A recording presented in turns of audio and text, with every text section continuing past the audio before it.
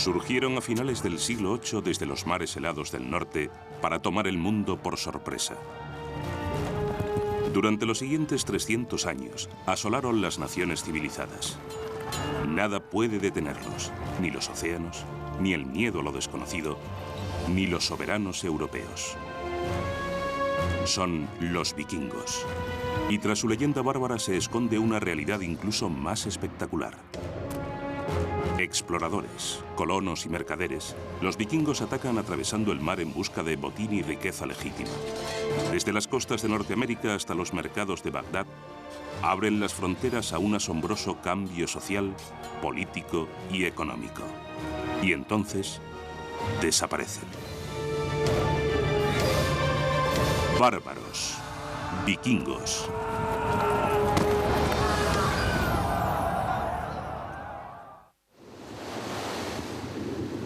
Hace 1200 años, los vikingos irrumpieron desde el Mar del Norte como bestias desatadas sobre un mundo desprevenido. Vienen de una tierra de profundos fiordos, estériles granjas y amargas rivalidades entre clanes. Hoy se llama Escandinavia. Dejan atrás leyendas sobre su violencia y su coraje, sagas de exploración y conquista, y algo incluso más notable enterrado bajo la tierra de su patria escandinava. Noruega, año 1880.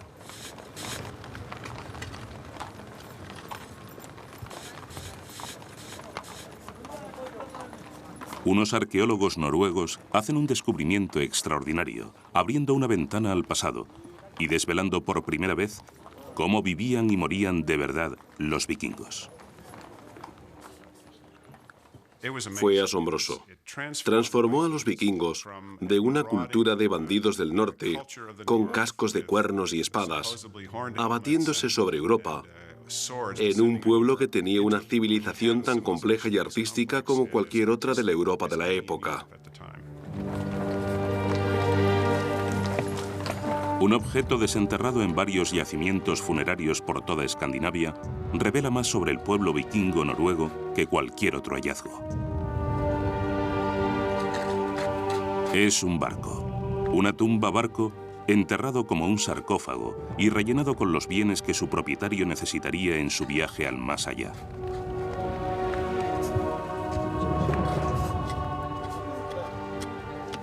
La única forma de trasladarse de un sitio a otro era en barco, y diseñaron unos barcos maravillosos. Cuando empezaron a excavar por primera vez, no podían creerse que aquellos barcos extraordinarios navegaran de verdad y fueran maravillosamente seguros para la navegación, muy manejables. Y además tenían un calado de menos de 10 centímetros y podían remontar ríos. Una de las cosas maravillosas que hacían los vikingos muy a menudo con los grandes personajes era enterrarlos en sus barcos con toda su impedimenta, porque creían que la muerte significaba un viaje. Se metían en el barco todas las pertenencias que uno podría necesitar en la vida eterna y se enterraban. Así que está todo muy bien conservado. ¿Quiénes eran esos misteriosos bárbaros con sus elaborados enterramientos? ¿Qué les llevó a convertirse en la maldición de la Edad Oscura? Es finales del siglo VIII en las tierras altas de Noruega. Tenemos algunas indicaciones de cómo era la vida para los vikingos antes de que se hicieran a la mar y empezaran sus ataques. Tendían a ser un pueblo sedentario, orientado a la agricultura, y que estaban bastante organizados alrededor de aldeas o clanes de algún tipo, probablemente de origen familiar, aunque no estamos seguros de ello. Solían tener jefes que gobernaban esos pequeños grupos y a veces guerreaban entre ellos. El clima era más frío que en el resto de Europa. El tiempo a veces podía ser brutal. Probablemente era difícil permanecer con vida, y es algo importante a tener en cuenta. En la aurora de la era vikinga, la granja familiar es la unidad económica base de la vida noruega.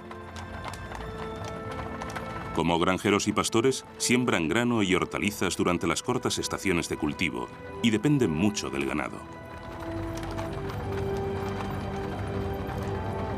La paz en las tierras del norte está a punto de acabar. La población vikinga en expansión incrementa la demanda de tierra fértil. La tensión se hace insostenible. Inevitablemente se desata la violencia entre los clanes vikingos. Los más fuertes atacan a los débiles.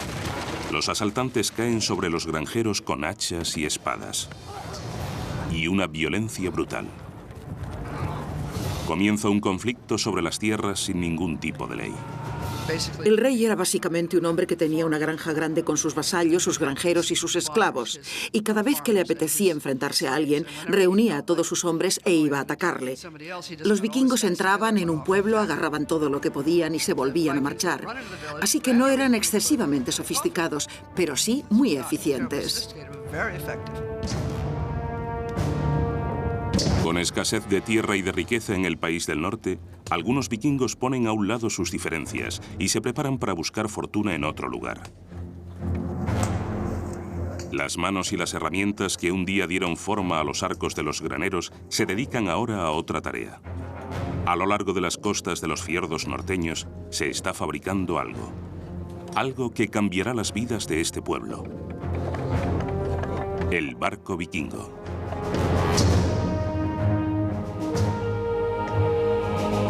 Estas naves extraordinarias de diseño revolucionario darán un nuevo rumbo a la historia y lanzarán una ofensiva que dominará Europa y ultramar en los 3 siglos siguientes. En su barco, los vikingos condensan siglos de técnica de construcción naval y destreza en la navegación.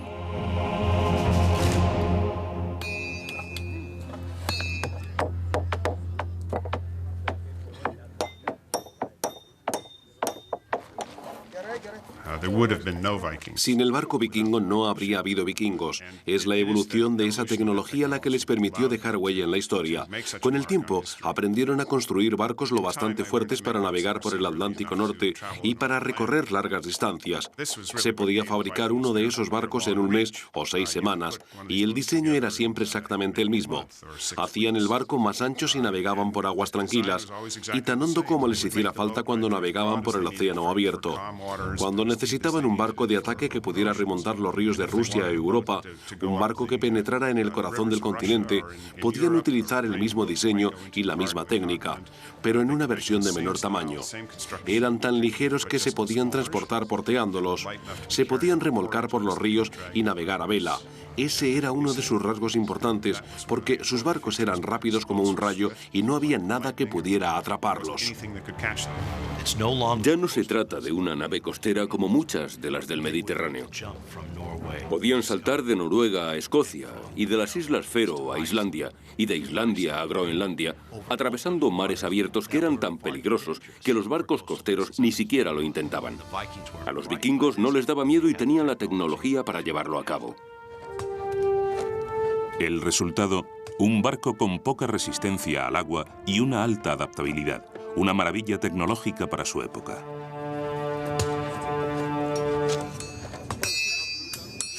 A los vikingos no les guía un único rey, ni un gobierno central. Cada aldea noruega actúa de modo independiente. Cada una proclama a su propio rey. Los vikingos se alían entre ellos para las misiones peligrosas, dejan atrás a las mujeres y los niños y zarpan.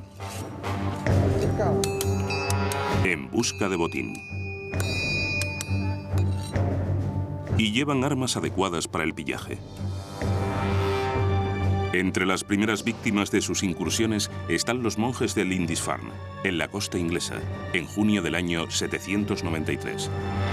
Lindisfarne es la sede del monasterio de San Cuthberto, uno de los lugares más sagrados de las islas británicas, rico en devoción y en otros tesoros más tangibles. Cuando los monjes escuchan las campanas que les anuncian la hora de la misa, de repente salen del mar unos dragones. Los vikingos cayeron sobre ellos como una plaga, los descuartizaron, se lo llevaron todo e incendiaron el lugar. Los monjes se encontraron con el infierno y describían a los vikingos como demonios del Averno que se habían desatado sobre ellos. Los vikingos eran guerreros. Es indudable. Vivían de la intimidación y el miedo, del terrorismo. Eran saqueadores, no eran soldados. Creo que eran extremadamente fieros, tanto como codiciosos y hábiles. Los consideramos bárbaros, pero en realidad creo que por su orden en la batalla, por el modo en que se aproximaban al objetivo, tenían un comportamiento militar muy disciplinado. El guerrero vikingo es una máquina de guerra muy sencilla. Es un gigante escandinavo, a menudo protegido por una coraza de cuero. Cada uno iba equipado con herramientas muy simples: un cuchillo, una espada y un hacha de batalla. Y según cuentan, el hacha de batalla era el arma más feroz de todas, porque los vikingos eran habilísimos lanzándola para decapitar a la gente o dejarla inválida. Los monasterios a lo largo de la costa eran especialmente atractivos para los vikingos a causa de su gran acumulación de riquezas y a la pasividad de los monjes. La crónica anglosajona, que comienza a finales del siglo IX, es la principal fuente histórica de Inglaterra desde el siglo V al XI. Registra el terror causado por los invasores vikingos. Dice literalmente: las incursiones de los paganos destruyeron miserablemente la iglesia de Dios en Lindisfarne, con el pillaje y la matanza. La historia considera el ataque blasfemo contra esos monjes y sus tesoros en el año 793 como un momento clave, el primer ataque marítimo vikingo a gran escala. Pero Lindisfarne y los otros monasterios vulnerables a lo largo de las costas británicas no fueron más que el principio. Cuando termina el siglo VIII, los saqueadores vikingos fijan la vista en premios más importantes. Las grandes ciudades de Europa están a punto de sentir el poder y la furia de los hombres del norte y a probar el filo de sus espadas.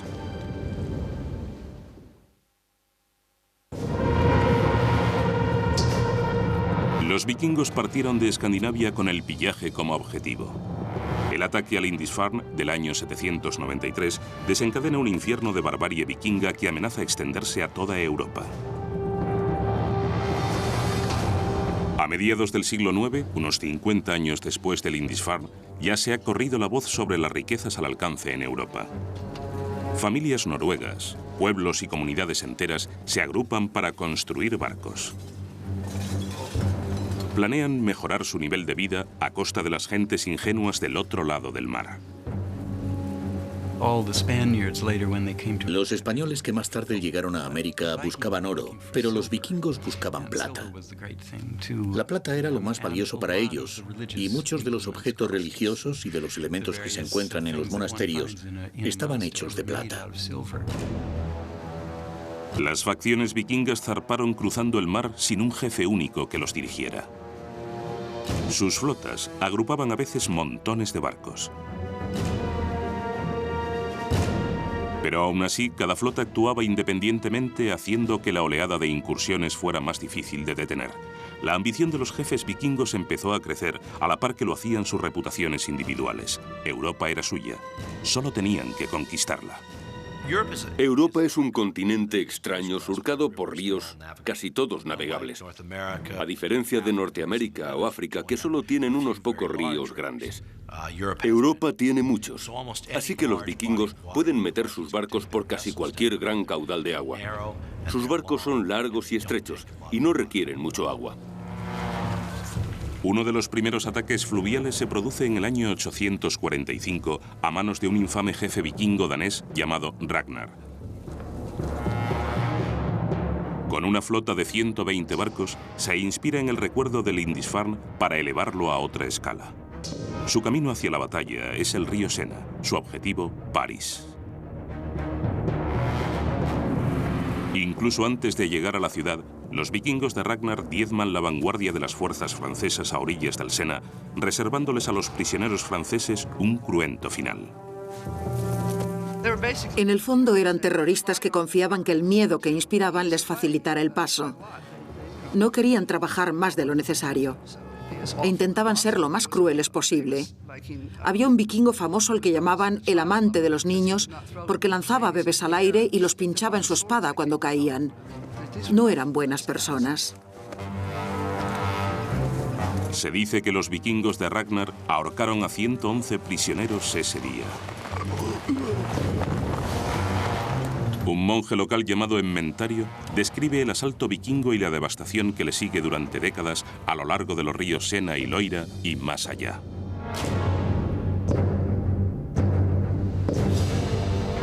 El número de barcos crece.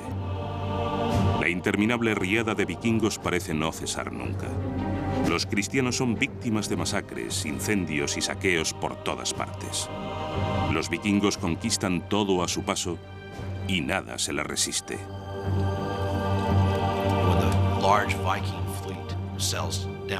Cuando la gran flota vikinga navega por el Sena hasta París, la gran ciudad está bien defendida. El rey de Francia, que residía en París, decidió sobornarles en vez de sufrir la posible destrucción que resultaría del enfrentamiento. El rey de Francia, Carlos el Calvo, le paga a Ragnar casi 6 toneladas de plata y oro para que los saqueadores se vayan y no regresen jamás. Pero produce el efecto contrario. Cuando se corre la voz de que se pueden obtener tributos como botín, que hay tierra y mercancías por todas partes, el pillaje del norte de Europa y de todo el continente continúa con todavía mayor fervor. Entre los años 790 y 1100, los vikingos siguen el curso de todas las grandes rutas fluviales y marítimas hacia el corazón del continente. A los vikingos les aguarda un nuevo mundo.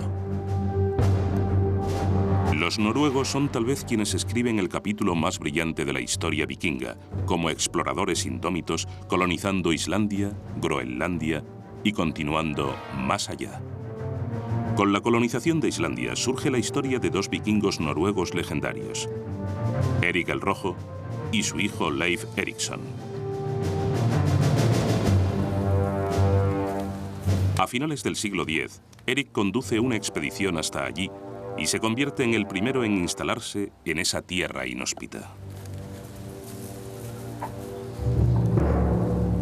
De temperamento pendenciero, a Erik pronto le destierran de Islandia durante 3 años. Navega hacia el oeste y se establece en la costa este de Groenlandia. Y empieza a hacer propaganda de esa tierra. Y como no puede decir que solo tiene una franja de costa habitable, decide contar que es Greenland. Está cubierta de verde. Algunos colonos le creen, pero cuando ven cómo es de verdad, se dan la vuelta. Pero muchos vikingos fuertes, recios y emprendedores se quedan y se enfrentan a una vida durísima. El suelo no se podía trabajar, pero había pesca y otro tipo de carne. Aún así, era una tierra árida. Bajo el mando de Erik el Rojo, se desarrolla una sociedad agraria nórdica que se las arregla para salir adelante en ese lejano paraje. Como gobierno, los habitantes acuerdan un Althing, una especie de asamblea pública o tribunal trasplantado de su patria. Allí los hombres libres tienen derecho a hablar en su defensa y sobre asuntos que conciernen a la comunidad. En esta comunidad de hombres libres se forma el hijo de Erik el Rojo, Leif Erikson. Al igual que su padre, tiene alma de explorador.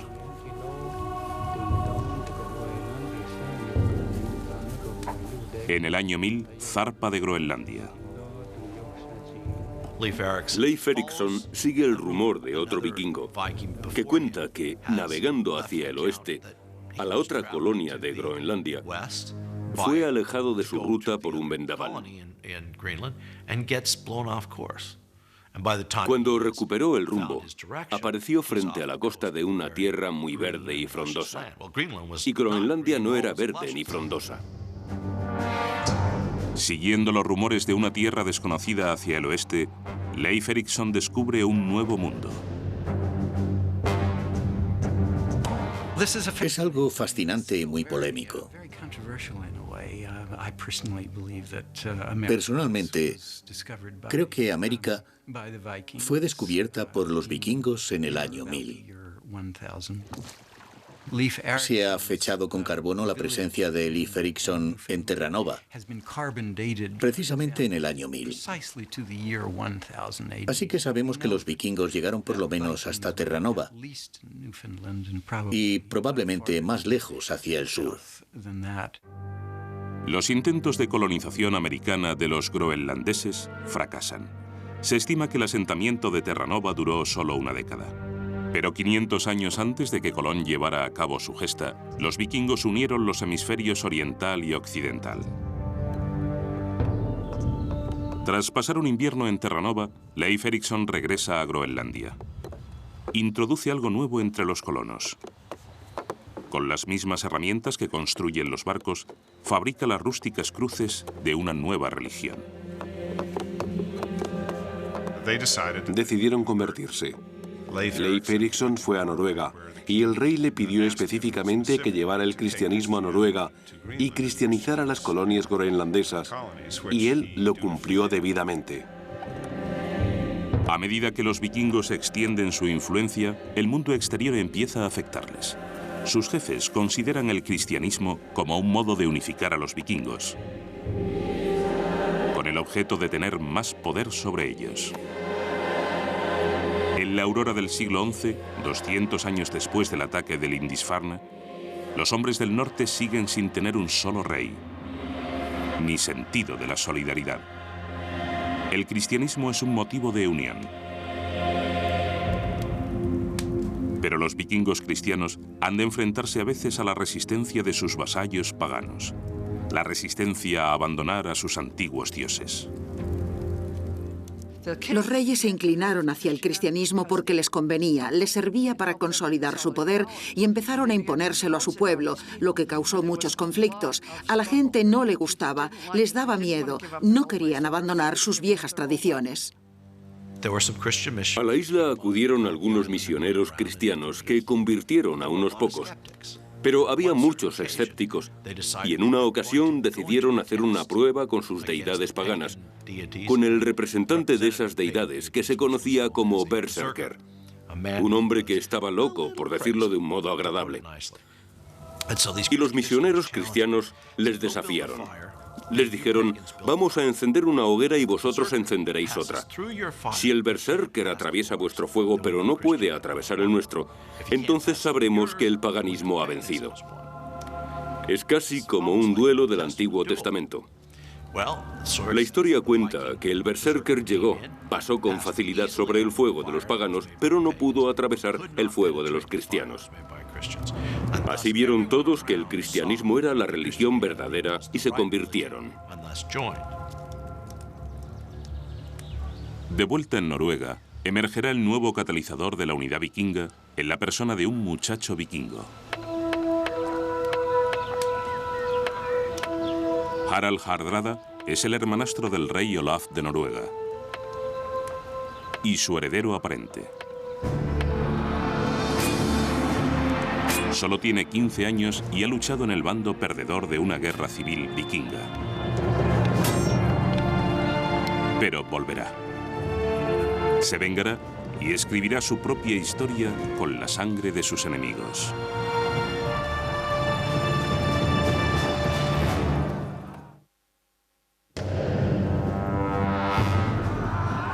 Los vikingos se extienden por Europa como una plaga asesina.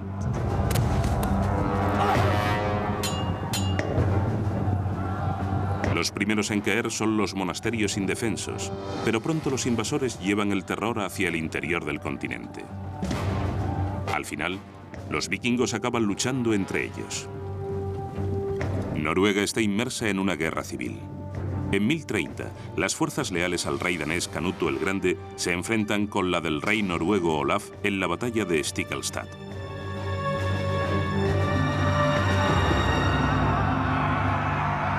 Entre las cenizas de la lucha fratricida que ensangrienta la tierra y el alma de Noruega, se alza un joven guerrero, Harald Hardrada, hermanastro y heredero del rey Olaf. A mediados del siglo XI, cuando Harald se hace adulto, desarrolla la ambición de guiar y unificar a Noruega. Pero primero tiene que adquirir el poder para llevarlo a cabo. Harald era un personaje interesante. Empieza su reinado vikingo siendo muy joven. A los 16 años, resulta herido en la batalla que al final acabará con la vida de su hermanastro el rey y se ve obligado a huir. Harald Hardrada se enfrenta al exilio en las tierras lejanas del norte. Se dirige a Suecia, luego finalmente a Kiev, una floreciente ciudad comercial en lo que hoy es Ucrania. En 1031 sigue la ruta de los vikingos suecos, que habían establecido centros de comercio en los 2 siglos anteriores para acceder a las exóticas mercancías de Oriente. Los suecos llegaron como salvajes saqueadores, pero se quedaron para convertirse en mercaderes cosmopolitas. Mediante el comercio, Kiev conecta el mundo escandinavo con el extenso universo de Oriente, un aspecto que no pasa desapercibido para Harald. Cuando se encuentran tesoros de esta época, hay monedas de todo el mundo. Han encontrado estatuillas de Buda en las ruinas de Hedevi. Tales eran los contactos de ese pueblo. Eran más importantes como comerciantes que como saqueadores. Es en esta encrucijada de cultura y comercio donde Harald se da cuenta de que sin un mercado para su botín, su poder es limitado. Una lección que pronto pondrá en práctica. Los vikingos llevaban viviendo del comercio cientos de años. Cuando saqueaban un monasterio y cogían un montón de copas y manuscritos, no se los llevaban a casa. ¿Para qué les servían? Tenían que ir a otro sitio y cambiarlos por algo que les interesara. Pero las mercancías materiales son solo una parte del comercio. Los vikingos también comercian con carne humana. Como tratantes de esclavos, comercian con los hombres y mujeres que capturan en sus incursiones. En esa época las mujeres morían al dar a luz en porcentajes muy altos, así que había una demanda constante de suministro de mujeres. Capturaban a las chicas, se las llevaban para violarlas y luego las transportaban a mercados de esclavos donde las vendían. Pero a pesar de las lecciones económicas de Kiev, Harald no había llegado tan lejos solo para probar fortuna con el comercio. Su corazón de vikingo le latía con fuerza. También tenía que vestir el manto de guerrero y aprender las destrezas que le harían rey. Hacia 1038, Harald ha ganado confianza y está hambriento por un botín. Es el jefe de una fuerza de élite de mercenarios vikingos. Combate insurrecciones por todo Oriente, a sueldo de gobernantes extranjeros, acumulando riqueza y poder mientras se prepara a regresar a Noruega para apoderarse de la corona. En Sicilia, Harald demuestra su legendaria creatividad. El mandato militar de Harald no se caracteriza por una especial valentía, sino por una avezada astucia. Una importante virtud vikinga es que vale más actuar con habilidad que partirle la cabeza a la gente.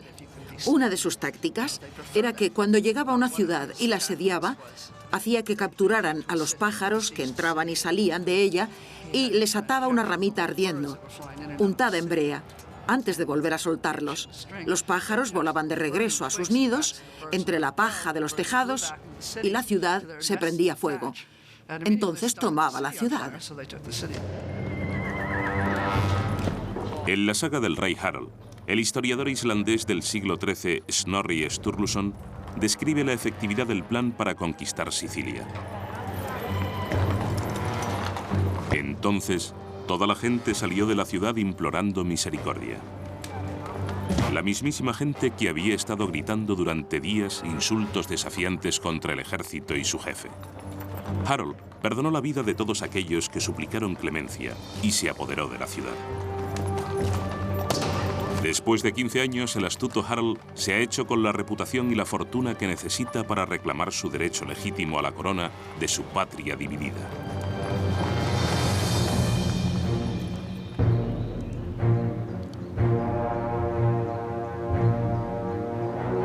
En 1046 regresa a Escandinavia como un mercenario famoso con las riquezas y ambición de un rey, pero sin el título.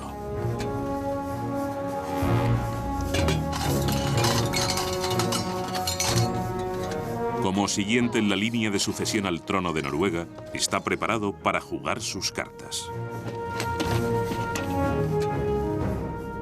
El problema es que ahora el trono está ocupado por su sobrino. Para poder reclamarlo tiene que negociar un poco. ¿Y qué hace? Es un individuo políticamente muy astuto y naturalmente consigue llegar a un acuerdo con su sobrino para gobernar conjuntamente. El acuerdo funciona. Su sobrino muere en un año. No existe nada que indique que Harald lo hiciera matar, aunque es cierto que surgen acusaciones que apuntan en esa dirección. Harald no las desmiente. Al final está al mando de Noruega. Con la reclamación del trono completada, Harald se dedica a asegurar que su poder no tenga rival. En 1047 se dispone a librarse de todos sus adversarios. Con una mezcla brutal de táctica y venganza, Harald descarga una furia inusitada contra todo el que se le opone.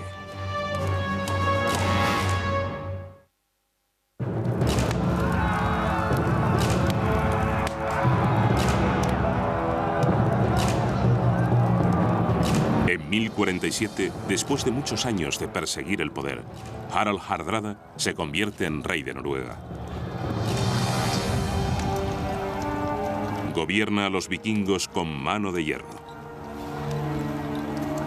Los hombres de Harald no muestran misericordia al arrasar las granjas y aldeas de quienes se le oponen. Su mensaje es simple: someteos o morid.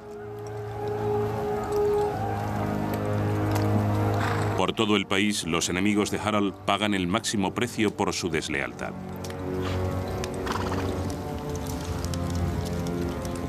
En la saga del rey Harald, el rey celebra su crueldad insaciable con estas palabras: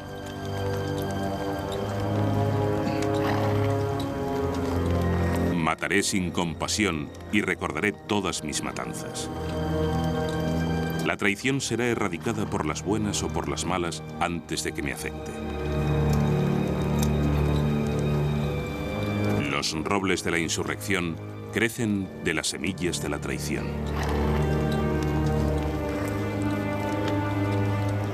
Con la insurrección aplastada, es hora de celebrarlo. Los partidarios del rey Harald acuden a la larga casa de troncos para un lujoso banquete. Si tenías mucho dinero, mucho oro, eras el hombre más importante entre los vikingos porque te lo gastabas en el pueblo. Así es como creaban sus ejércitos. Había que darle de comer y cubrirlo de oro porque era lo que querían. Tenías que darles un anillo de oro cuando hacían algo bien o una copa de oro o skald. Necesitabas tener un tesoro enorme y si lo tenías te convertías en una persona importante. Ese fue el objetivo de Harald cuando se dedicó a saquear ciudades, porque así era como se acumulaba el oro. El señor vikingo era alguien que atraía a los otros hombres por la fuerza de su personalidad y necesitaba tener una reputación de triunfos, de llevarte de saqueo a cualquier sitio, obtener una gran victoria y sacarte de allí sin que te mataran. Así que los hombres se reunían en esas salas y celebraban enormes festines y todo el mundo recibía oro y bebía montones de hidromiel. Y de vez en cuando se juntaban y sacaban las espadas y salían a matar a alguien. Pero lo más importante era que esta gran sala vikinga constituía el centro de la vida de los vikingos. En la gran sala se cerraban los acuerdos políticos vikingos, se negociaban sobornos, se forjaban fidelidades y se formaba el poder. Era un sistema muy fluido que permitía a los vikingos aprovecharse de la situación que fuera y tomar decisiones, plantear nuevas fórmulas. Podía derrumbarse en un instante si un jefe moría en la batalla o le humillaban u ocurría algo.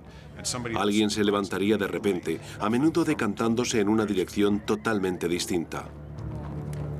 Con Kiev como modelo, el rey Harald se dispuso a crear un centro comercial importante en una ciudad costera estratégica donde estarían disponibles mercancías de todo el mundo.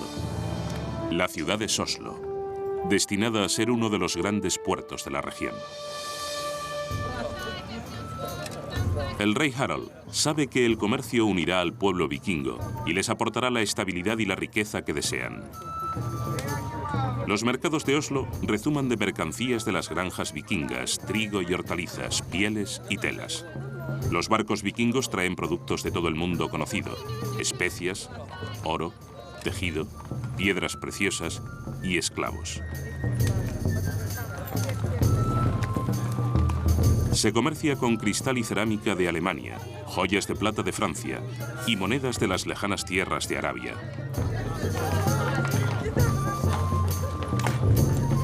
Los vikingos se convierten en hábiles comerciantes a la vez que Oslo crece y prospera. La rutina diaria de esta comunidad de mercaderes queda revelada por las mercancías enterradas con ellos, armas grabadas en oro, joyas y los objetos de madera corrientes de los propios vikingos. Pero el desarrollo de un centro comercial importante no hace más que azuzar el apetito de mayor poder y riquezas de Harald. Harald decide que ha llegado la hora de conseguir un objetivo más grande. Y ese objetivo más grande es Inglaterra. Se sube a un barco, una flota de barcos. Se le une el hermano rebelde del rey de Inglaterra y zarpa rumbo al sur. Cuando contempla Inglaterra y el futuro, seguro que Harald se imagina su propio imperio extendiéndose tan lejos como le lleven sus barcos. El antiguo refugiado ha obtenido un poder y un ascendiente político increíbles sobre su beligerante pueblo.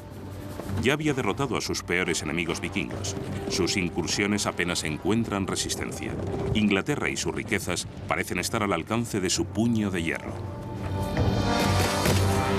Pero a Harald y sus hombres les aguarda un ejército duro y disciplinado, y una lucha mayor que cualquiera a las que se han enfrentado.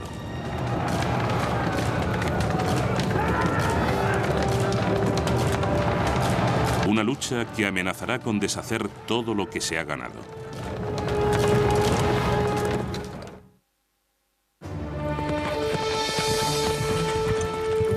Finales de septiembre de 1066. Un jinete porta urgentes y funestas noticias para la ciudad de York.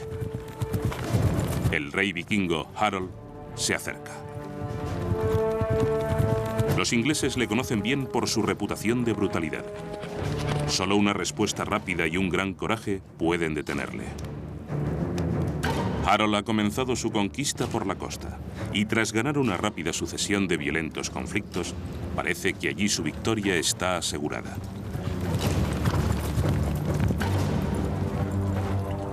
York parece dispuesta a rendirse. Harald y un contingente de sus tropas se dirigen a Stamford Bridge, a unos 12 kilómetros de la ciudad. Espera que los gobernantes de York le rindan homenaje y le entreguen rehenes como tributo. En realidad, Harald está tan convencido de que el norte de Inglaterra ya es suyo, que solo le acompaña una parte de sus hombres y se han quitado las corazas. Pero los ingleses no están tan relajados. Su rey, Harold Godwinson, hace que sus soldados marchen el doble de tiempo atravesando el bosque para cortar el paso al ejército vikingo. Los espadachines llevan cota de malla. Los arqueros van bien armados. Están decididos a detener la invasión vikinga y a salvar a la ciudad.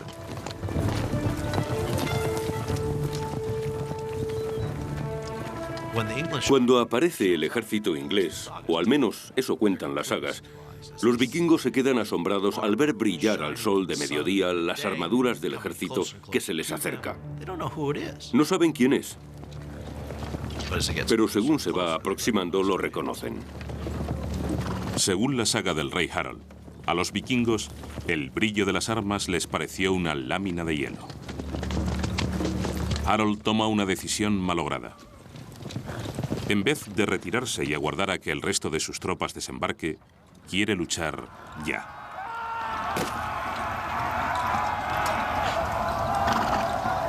En un momento dado, los ingleses se retiran.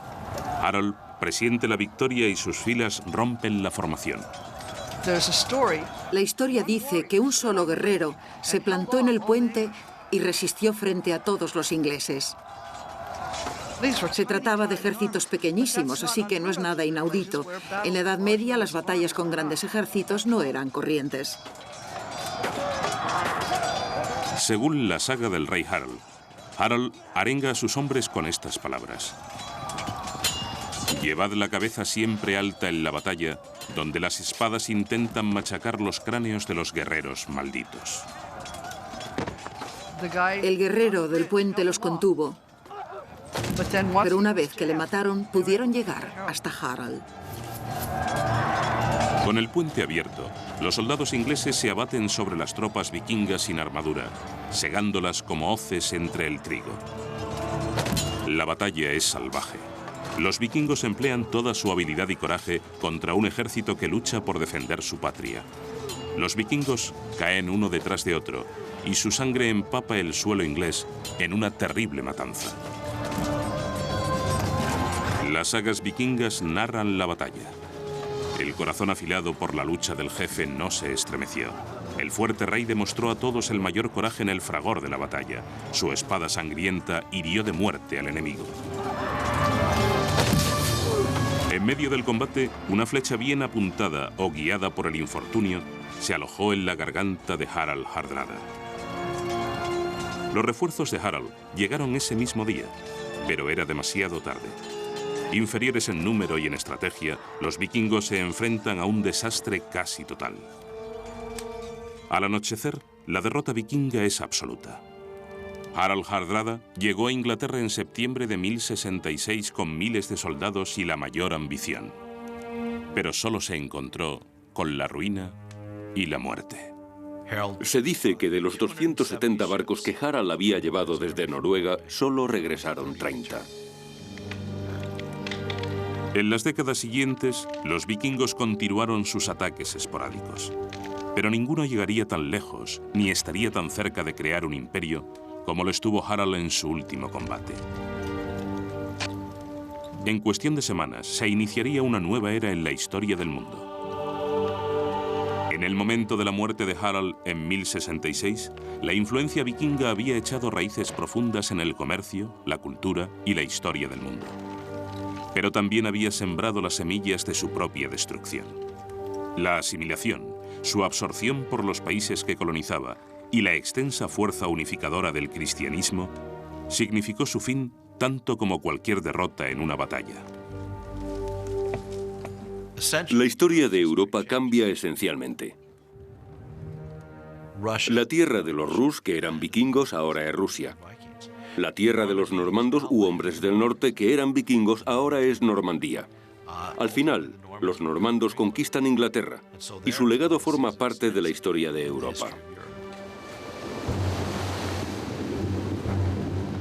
Como guerreros, como colonos, como exploradores y comerciantes, los vikingos fueron agentes de una extraordinaria transformación social y política que promovió el crecimiento económico global, el fortalecimiento de Europa, el desarrollo de las identidades nacionales, adelantos en la construcción naval, la navegación y más. Sus brutales ataques les confirieron a los vikingos la reputación de bárbaros. Pero en su búsqueda de una oportunidad, del poder y la riqueza, los vikingos no destruyeron la civilización occidental. La enriquecieron, tal vez para siempre.